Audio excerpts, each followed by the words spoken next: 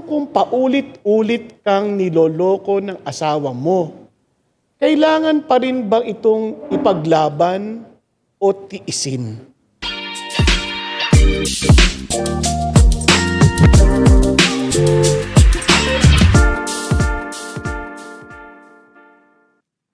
Hello! Kamusta po ang bawat isa? Pinagpalang araw at pinagpalang gabi sa mga... Depende ho sa oras kung kayo nanonood. And Kuya Erwin, salamat po na nandito kayo ngayon. Oo. Ngayon, mura lang kasi pamasahe dito. Pero alam niyo po, may February na naman, di ba? Buwan na naman ng pag-ibig at sabi nga lang, buwan ng pagmamahalan. Kaya nagmamahalan lahat, mga presyo, pati mga gastusin. Alam niyo, sa ngayon po, pasensya na po kayo. Kami dalawa lang ni Erwin sa ngayon ang nakikita ninyo. Kasi po si Ate Tosca, medyo iba ho ang direksyon ng Diyos sa kanya ngayon. Kaya baka hindi natin siya makasama ng pansamantala o kahit pansamantagalan, hindi natin alam. Unless si Lord po ang... Siyempre, si Lord lang naman pwede magbalik. Kaya naman, umaasa kami na ibalik siya ng Lord, no? One of these days. Pero ganun pa man, mapalad pa rin tayo. Kasama pa rin po natin si Attorney Hannah. Ayan, praise God. At hindi lang yon, meron ho pang parang anghel na hulog ng langit. Ayan. Kumaga sa sa English fallen angel. joke lang. Na ibinadala ang Diyos sa atin. Mga matutuwa kayo pag nakita niyo siya. Hindi ko lang alam kung nandito na. Naputol lang yung pakpak eh. Hindi ko lang alam kung nandyan na siya kasi baka late eh. Ayun na pala talikod eh. Kaya... Kanina po ako dyan. Ako ba hinahanap ninyo? Opo, kasi siyempre, kaya pala, Kuya Erwin, mayroong medyo iba aboy. Aboy, pabango ba? Inaantay niyo ako. Kanina pa ako madaling araw dito. Ako po naglinis dito. Ay, ganun ba? Ako, pasensya ka na. Opo. Ay, opo. Ayan, yan nga po si, meliho kami kasi, hindi pala hulog ng langit na fallen angel, kundi talagang anghel mula sa langit. Opo, Ayan. Pastor Bong, ang ganda po na intro niyo. Kaya lang, parang di ko gusto yung Fallen Angels. Binawi ko na. Pero ano nga pa pangalan mo? Ay, ako nga po pala si Berwin Bailey. Apo, morning po. Morning. Ayan, kasama po natin ngayon si Berwin. Kuya Berwin. Kaya ulitin ko, si Kuya Berwin, ako po si Kuya Bong, ako si Kuya Erwin, at si Attorney Hannah. Para Ate Hannah talaga yan. Kasi ATTY. Bata pa. Pero Attorney Hannah kasi ATTY. Ayan po. Sige. Nako, yaman din lamang, Berwin. First time mo dito sa amin. And siyempre, praise God na hindi ka na lang magiging first time, kundi magiging kasama ka na namin. Uy, praise the Lord. Hallelujah. Ibig Yun, sabihin, depende yun mamaya. Audition pa lang na pala yun. ibig sabihin ikaw sasagot lahat ng mga tanong. Ayun. So, hindi, actually, siyempre gusto ko rin namin makilala ka ng mga tao. Ang gagawin natin, yung mga tanong sa NGL na medyo marahil kung meron kang napagdaanan na ganun, kwento mo na lang din sa amin para makilala ka namin. At the same time, nabibigyan din natin ng payo yung mga kapatid natin na humihingi ng gabay no, sa payong kapatid. So, simulan na po natin. Pero, Kuya Erwin, yayain mo naman sila mag-subscribe. Mag-subscribe kayo dito sa Payong Kapatid. Push the subscribe button nandun sa inyo. At mga notification para nanonotify kayo kung ano yung mga bagong mga episodes namin. Yung praise God. Thank you. O sige po, simulan na natin. Kasi dito pinadala sa atin yung mga questions. Na-miss ko tuloy si Tosca kasi sa taga-basa mga ganito no? Mahirap pala. Di ba? Ayan, di bale. Ito po. Kasi Kuya Berwin, tsaka Kuya Erwin and Ate Hannah, mayroong tanong dito tungkol sa paano kung paulit-ulit kang niloloko ng asawa mo? Kailangan pa rin bang itong ipaglaban o tiisin? Yan. Yun yung ang hirap no? Kasi ito tungkol to sa mga kasi February na di ba? Pero pala ganun, paulit-ulit na niloloko, alam niya, nasabihan na niya siguro yung asawa niya, pero paulit-ulit pa rin. Ano kayo panloloko ginagawa? Ewan ko, Kasi hindi nilinaw. Baka assorted na po yun. Kasi paulit-ulit na. Tsaka normally, ang panloloko tinutukoy, Fidel. yun, ng lalaki, ng bababae. Kasi di natin alam kung babae to lalaki, no? So, pwedeng ng lalaki, ng bababae. Pare, ikaw, na-experience mo ba yung mga ganyang Opo. Paano bang naging karanasan mo? Kunyari kung sakali mang tulungan natin Opo. ito. Maganda pong tanong yan, yung sa na-experience, yung kapatid natin na nagtanong. Una sa lahat, Pastor Bong, Pastor Erwin, kapatid, maraming salamat po sa pag-welcome sa akin. Kahit alam ko pong audition pa lang po ito, hindi ko pa alam kung makakasama ako sa susunod. Ay, okay po. So, praise God. Pastor, hindi ho yan nakatago na nangyari sa buhay ko, yung ganyan. Sa aming mag-asawa, yung when it comes dun sa terms na paulit-ulit na nagkasala yung asawa ko, o ganun din naman ako sa kanya. No? Hindi lang na-highlight nung araw. Pero mabigat po kasi yung paulit-ulit eh. Yung ang isa masakit na eh. Pero ito paulit-ulit pa. Totoo po yun. Dahil siguro yung kasalanan, talagang yung kasalanan, dala ng diablo yan para mag-enjoy yung taong mahina eh, di ba? So kaya nauulit-ulit. So same thing ho, nangyari sa akin yan, Pastor Bong.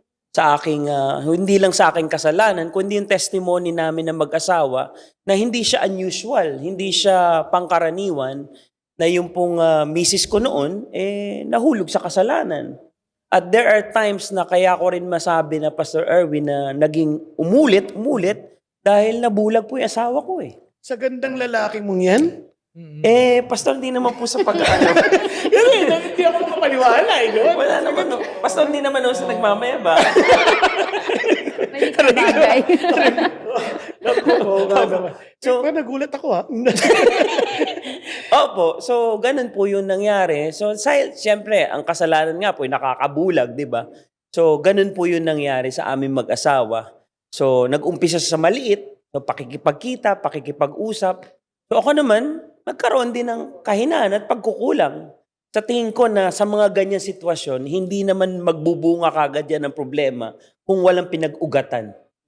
So tingin po, ganun po. Okay. Siguro ito, no? Kasi maganda yung sinasabi mong yan. Kasi dun sa payo, di ba pag humingin ganun, paano kung paulit-ulit? Ngayon, ang dapat natin munang hanapin, bakit siya umuulit?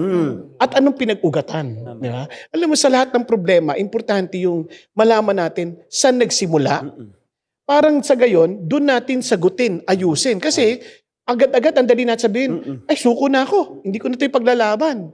Iba naman, hindi na ipaglalaban kasi hindi na rin na alam gagawin. Iba naman, titiisin na lang, pero hindi naman kailangan ganun eh. Kailangan, hanapin mo yung pinaka-problema at ayusin natin. Diba? Kaya buti na, dito si Kuya Erwin. Kuya Erwin. Pero sinabihan mo ba yung asawa mo? Ay, opo. Sinita mo siya? Opo. So nagkaroon, opo. Anong reaksyon niya?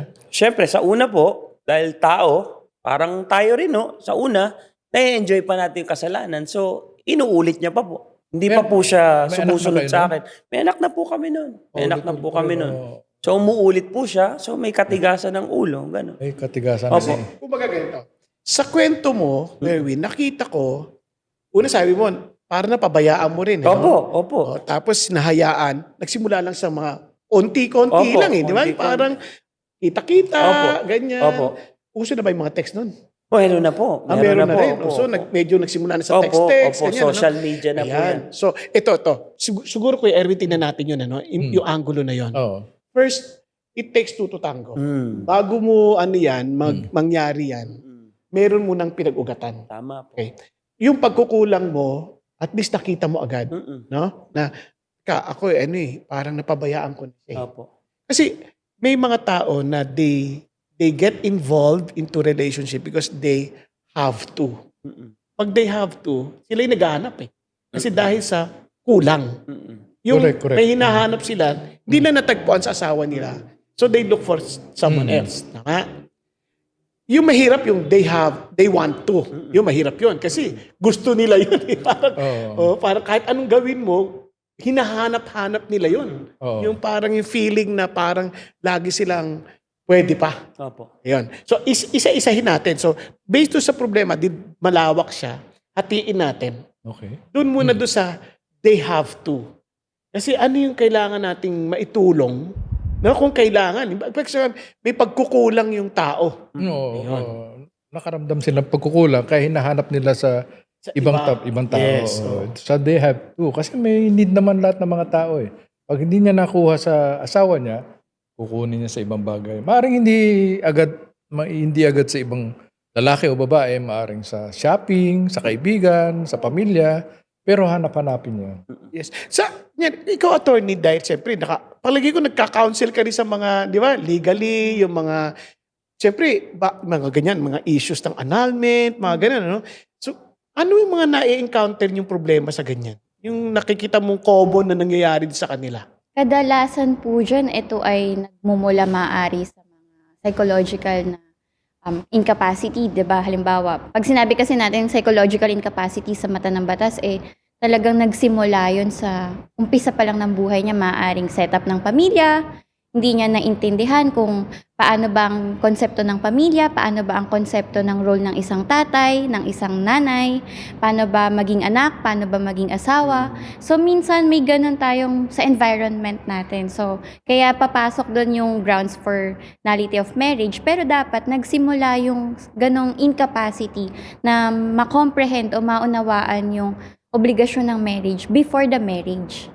Pero kung sabi nyo nga may at fault, diba? Minsan, meron namang mga pagkakataon na kung saan gumagante. Diba? Parang mambababay na lang ako, gagawa na lang ako ng mga bagay na to kasi ginto ka eh. Diba? So para just to have revenge. Siguro yun yung dapat siguro pag-usapan. At hindi agad magdulot ng mas malalim na pagkakawatak. Kasi maaaring yung maliit na bagay na yun, lalaki, na magiging ground na parang intolerable na sa atin na hindi ko na kaya to, paulit-ulit na lang. So, gaya ng nabanggit ni Kuya Bong, tama na kailangan unawain natin kung saan nagsimula. Pero may pagkakataon naman na pakiramdam natin sa isang babae. Usually, ang kadalasang pinoprotektahan ng batas patungkol sa pang-aabuso at paulit-ulit na lang, yung mga kababaihan. Meron tayong mga tinatawag na battered woman syndrome. Na talagang paulit-ulit na lang sa sinasaktan, emotionally abused, physically abused, 'di ba? So, kailangan case-to-case basis, pero ang pinakamahalaga doon hanggang saan nga ba dapat, Kuya Bong, Kuya Erwin, Kuya Berwin, yung boundary ay teka, ito na yung boundary para sumuko na ako. Kasi ang batas, nag-o-offer siya ng maraming solusyon. May criminal, may civil, pwedeng may nullity of marriage, pero saan ba dapat ang boundary ng isang tao para masabi niyang suko na ako, magpa-file na ako ng kaso? Pero actually, yun yung parang basically yung tanong no? Saan yung boundary? Pero bago ko ituloy yung usapan na yan, gusto ko muna magkaroon ng konting maintindihan natin na may balitang maganda kasi. Kanyari, sa inyong case, naayos kayo no? Naayos kayo. Opo. So yun yung ating gustong mangyari na hindi lang tayo basta tumuguko na lang. Kasi in terms of how, yung limits, hanggang kailan to, I would rather, parang think of, ayusin ko muna. Ayoko sumuko Kasi ang nature ng Christian life sa akin sa pagkaintindi ko, ang Diyos ko victorious Di ba? So, I don't want to, to focus on yung failure. Gusto kong mag-focus sa Diyos na merong solusyon, na may matagumpay. Di ba? Sabi nga ni Lord, di ba? We are more than conquerors in Christ Jesus. So, yaman din lamang buwan ng pag-ibig to. Siguro maganda yung sinabi mo na bago pa yung kasal, dapat maliwanag na no? So, ayusin natin muna. Di ba?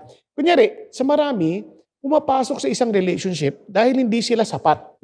Yes. Naghahanap sila ng pamuno. No? Kaya ako gusto yung sinabi ni Sidney Harris. Sabi ni Sidney Harris, sabi niya, yung kasal, nagpapahiwatig o nagpapatibay kung ano ka nung binata ka pa lang o dalaga. Kaya kung hindi ka masaya ng dalaga ka at binata ka at nagsama kayong parehong malungkot, lungkot plus lungkot, ay lungkot na lungkot, di ba? Di ba? So ngayon, patay ka, hahanap ka pa rin ng kasiyahan. So, ito po, payo lang po namin mga kapatid nyo bago kayo mamili ng asawa o bago kayo mag-isip mag-asawa, ang tanungin nyo, masaya ka ba bilang isang dalaga o binata sa Diyos? Kasi pag di ka masaya, magdadagdag ka lang ng panibagong lungkot. No? Kuminsan yung kasiyahan na hinahanap nila, hindi sa nalulungkot sila, kundi yung excitement na nagtatago sila. Exciting yun eh. Oh, ngayon, pag ganun ang mindset mo, isipin mo rin yung consequence. Oy, exciting nga, kung exciting, pero once na nahuli yan o maging malabnaw na yung relasyon ninyo, wala nang excitement yung relationship mo sa iba. So, isa So ng dahilan parang yun. ang sinasabi niyo kay Erwin, yung pag-ibig is not feelings of excitement. Oo. Tama, no? Kasi importante yun, no? Dahil kailangan, commitment yun eh. Commitment. O kasi kunyari ko, Erwin, ikaw, binata ka na ulit eh. Talaga? Kasi siyempre kayo dalawa, mga dalaga, binata. Oo. Eh. Ako kasi mesa kami ni Berwin eh. Masaya-masaya kami kasi mesa. Nangiingit ka yata eh. Pero hindi, what I'm saying is, imagine nyo kung hindi yun agad ang mindset nyo, commitment, no? Parang pag may problema, suko na agad, Oo. no? Yun yung excitement lang. Excitement of the, Kasi in reality, yung excitement last only for a few years. Oh. No? Kasi naalala ko sa pag-aaral sa psychology, 2 years lang pinakamatagal eh. Na infatuation. Oo. At saka, hindi na iniisip yung kabuuan, yung kahihinatnan nung ginagawa nila. Ang iniisip nila, excited lang sila. That's it. Mababaw na relasyon yun. So, hindi ka rin masaya eventually. So, doon ka maghahanap ng bagong excitement. Oh. Okay, so balik tayo doon sa tanong. Na, siyempre, before talking about boundaries, simulan natin sa huwag kang papasok nang hindi ka ready. Now that you are already there, di ba? Nagdesisyon ka na, namili ka na. Ayan. Ano ba yung pinasok mo? Ayan. Dapat maliwanag yun. It's a covenant. A relationship is a covenant. No? More than a contract. Hindi lang ito kontrata. Ano ba difference ng Kuya Erwin ng covenant sa contract? Ang contract, unang-una may tawag mo dito? Yung katapusan, may timeline yan eh. O may hangganan, contract. So may expiration date yan. Ang covenant, usually for life yan, covenant. Kaya yung covenant ni Lord sa atin, for life yun eh. Dapat ganun din yung covenant Eternity natin. pa si Lord, no? Oo, eternity Sarap pa. naman. Oo. So yun, isa sa mga differences ng covenant saka kontrata. Yung po, di ba, Kuya Bong, Kuya Erwin, yung kontrata po, meron kang mga gusto sa kontrata ninyong dalawa na pabor sa'yo at yung isa naman, kaugnayan mo sa pagpirma ng kontrata, pabor sa kanya. Ang hindi susunod doon, parang gulo kagad o kaya legal case kagad. Kasi kontrata eh. So basically, yung kontrata parang ginawa based on distrust. Correct. Baka hindi mo gawin eh. Correct. Baka hindi mo ibigay yung side mo. Correct. Puro pansarili, kumbaga. Yung covenant, Lord, kasama ka namin dito. Ikaw masunod dito. So based on trust sa Lord. Opo. Oo, Opo. tama. Ganda nga. Ganda nun ha. Opo. O kasi totoo, hindi alam ng marami yan eh. Oo. Yung kontrata, ginawa mo dahil hindi ka nagtitiwala sa isa't isa. Opo. Yung covenant, ginawa mo dahil nagtitiwala ka sa Diyos na kasama Diyos doon sa covenant na yun. Opo. Naku, napakaganda Kaya- paalala yun. Mga kapatid, gusto ko na maintindihan nyo ito mabuti, no? Yung relationship na meron kayo ngayon, kung sino man yung dumadaan dito, covenant yan eh. Kasama ang Diyos. Naalala ko tuloy sabi ng Lord, what God has put together, no man can put asunder. No? So kung covenant yan, katulad sabi kay Erwin, it's for life. Tama? It's for life. So, importante na ilagay na natin sa isip natin yon na when we enter into a relationship of marriage, meaning, yan ay walang sukuan. Opo. Walang sukuan. So, tanong doon, titiisin ko ba o ipaglalaban? Oo. Walagay ko ipaglaban mo. Walang sulian. No guts, no glory. No pain, no gain. No return, no exchange yan. Ngayon, para naman hindi ka naman ng malungkot, ay, ganun ba yun? Di ba? Parang, anong pwede nating gawin para makabalik? Paano ko matitigil yung panloloko sa akin? Paano ko masusolusyonan naman yung relationship namin? Alam ka namang magtiis na lang ako forever. Di ba? Ang labo naman nun. Actually, yan ang totoo, no? Don't ever make any decision. Kasi yung decision mo at the end of the day, you cannot run away from the consequence eh. Kaya you better decide properly and wisely, no? So, yun lang, isa pang dagdag payo. Pero ito, anong pwede nating gawin para to make sure na hindi naman mag-end ng tiisa na lang? No? Siguro Kuya Bong, no, parang para balansehin din natin na hindi ilalaban ko to. Pero minsan kasi may psychological effect dun sa biktima o yung taong isipin mo 8 taon. So parang pagtitignan mo, kahit pa ilaban niya, parang pakiramdam niya namatay na siya sa sarili niya kasi nawarak na yung self-confidence niya, yung identity niya sa Panginoon, 'di ba? So parang hindi niya ma-rebuild.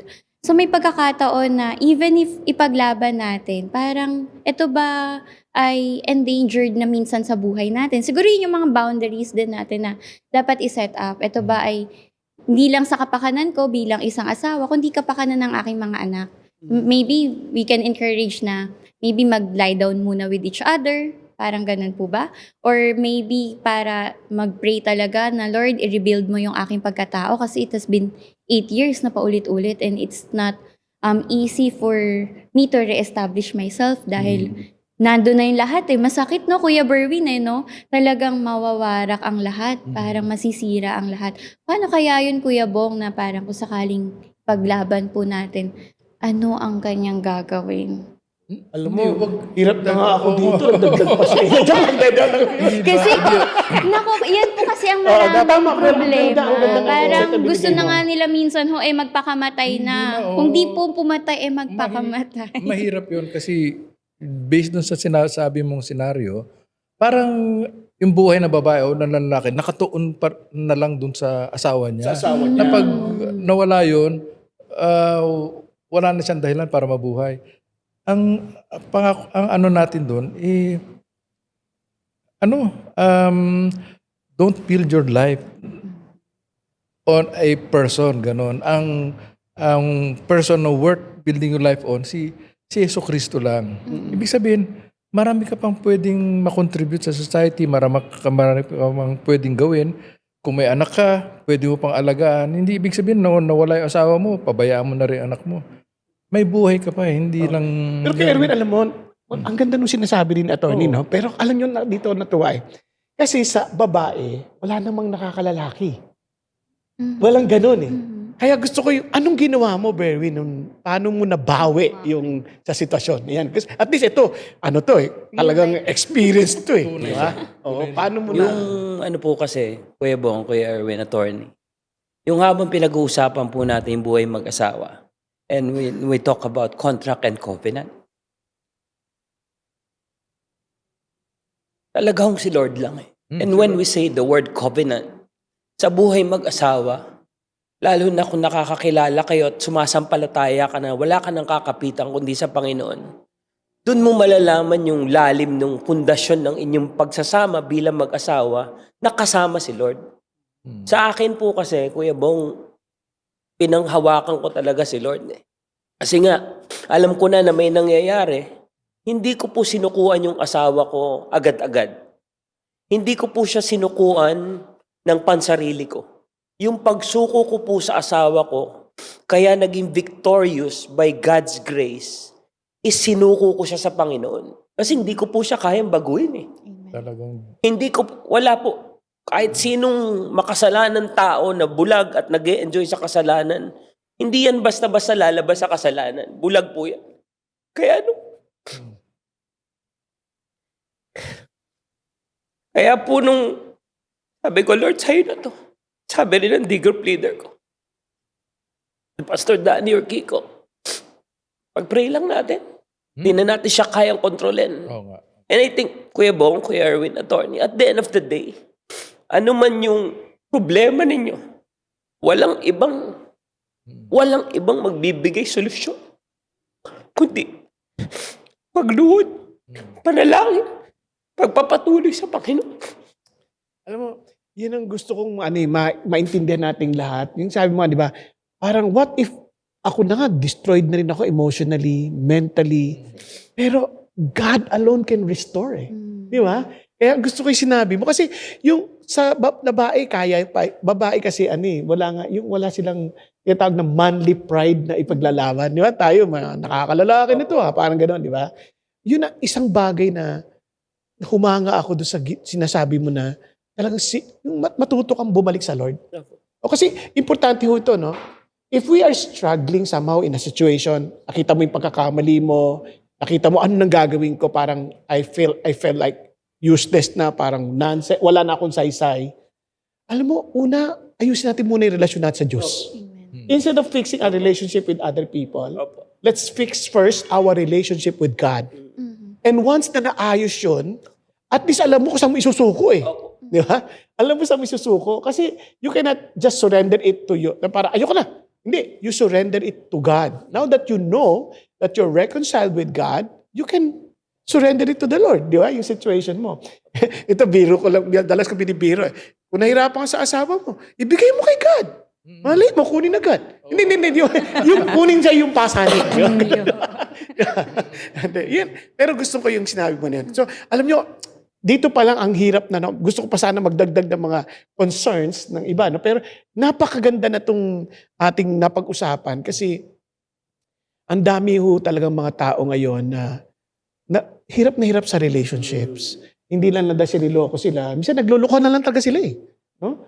Isasama sila, nagluloko na lang sila. No? Hindi nila iniisip yung kapalit nun, yung kabayaran nun, yung consequence. Meron yun eh. Hindi pwedeng wala yun. Tsaka maapektuhan yung mga anak, yung mga bata. Hindi lang anak, pati yung mga magulang.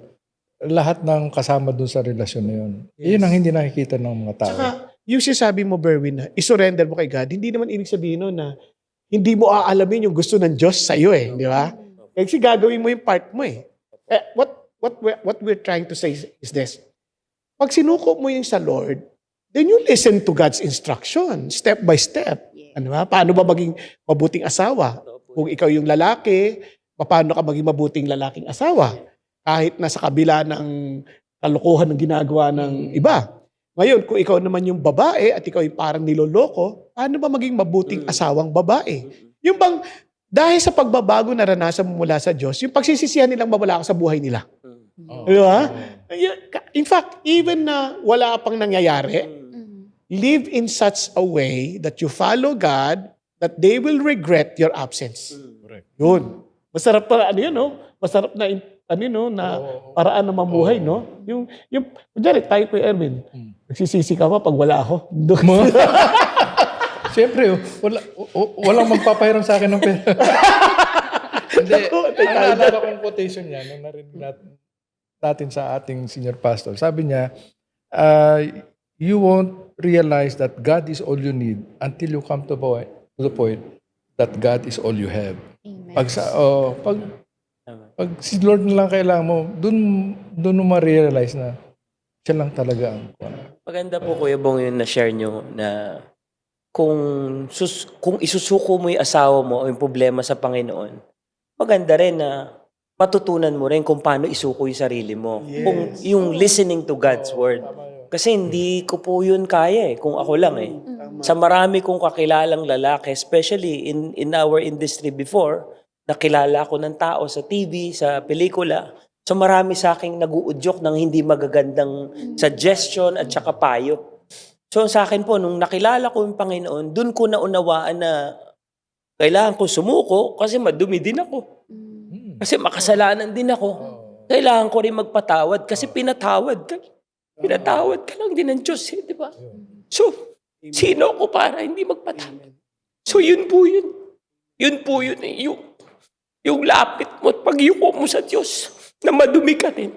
Doon mo maunawaan na iligtas ka. Sino ka para hindi magpatawad? Alam mo, ang ganda nung sinabi mo, no? Yung may mga kasama ka nagpapayo ng mali, di ba?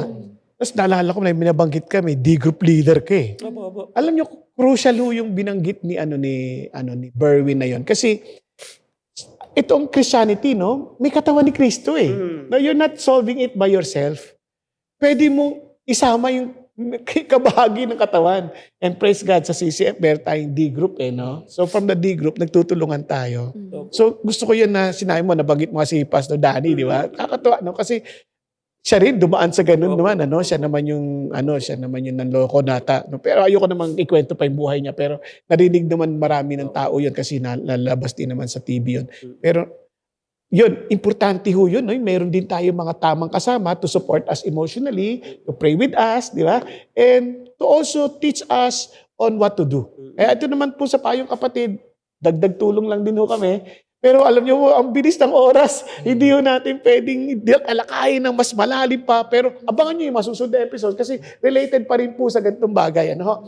Pero, kuya, wala kasi si Tosca magsasabi, bigay na kayo ng inyong mga words of encouragement. No? Pero wala tayong magawa. Di ako na lang din gawa. Words of encouragement. Oo, Sa'yo ba yan? Hindi, kayo na muna po. Kasi para ako na mag-ending sa ating usapin. Hindi, ang pag-aasawa, na yan, it's a serious matter. Tsaka for life yan. Ang pinapayo ko sa mga kina-counsel ko, kung kayo mag-aasawa, it's not an individual unity. It's not an individual na pagsasama.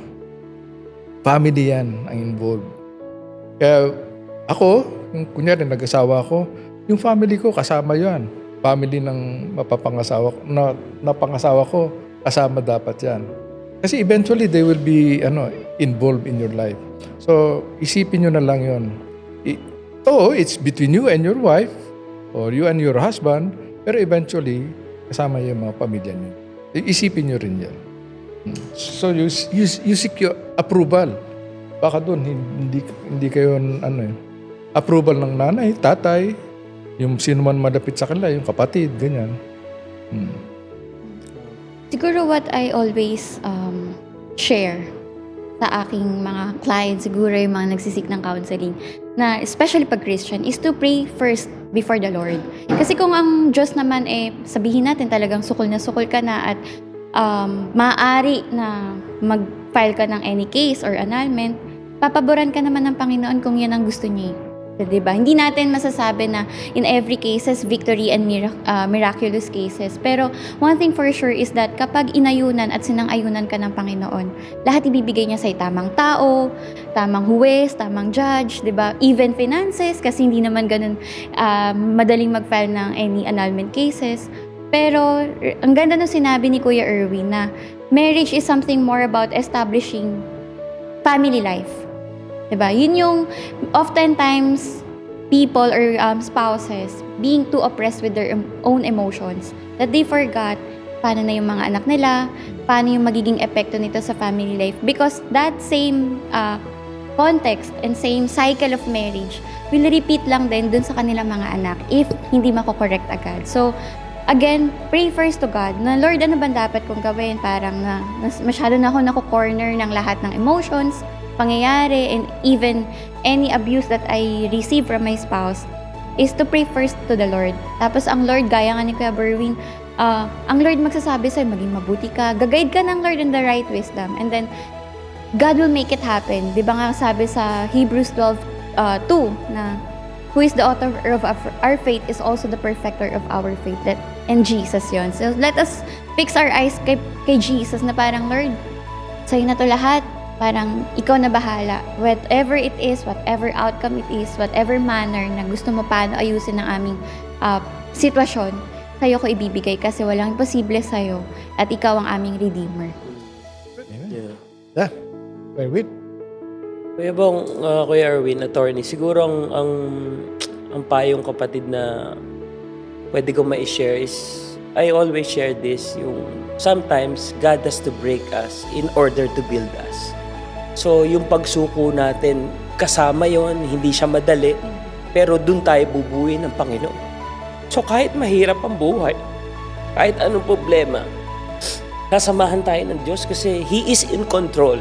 And anything under His control is never out of control. In the end, it will be a smooth finish line. Mahirap lang yan habang kumakarera, pero napakabuti po ng Diyos. Huwag kayong kumapit sa iba. Sa Diyos po kayo maniwala at kumapit. It's very good. Ay, nako. Napakaganda po ng mga payo ng mga kapatid natin. At ito lang din po masasabi ko. Una-una, marriage is God's design for us to see the unconditional love of Jesus Christ to the church. Kaya nga, lagi sinasabi, husbands, love your wife just as Christ loved the church. Wives, submit to your husband. Sabi niya, just as you submit to the Lord. Kasi po yan ang larawan. Kaya isipin lang ninyo, kung tayo kaya isuko ng Diyos, what would you feel? Kaya alam niyo po, lahat tayo, haharap tayo sa Panginoon Diyos. It's not about just having a happy life, kundi yung we are happy because we know God smiles at us.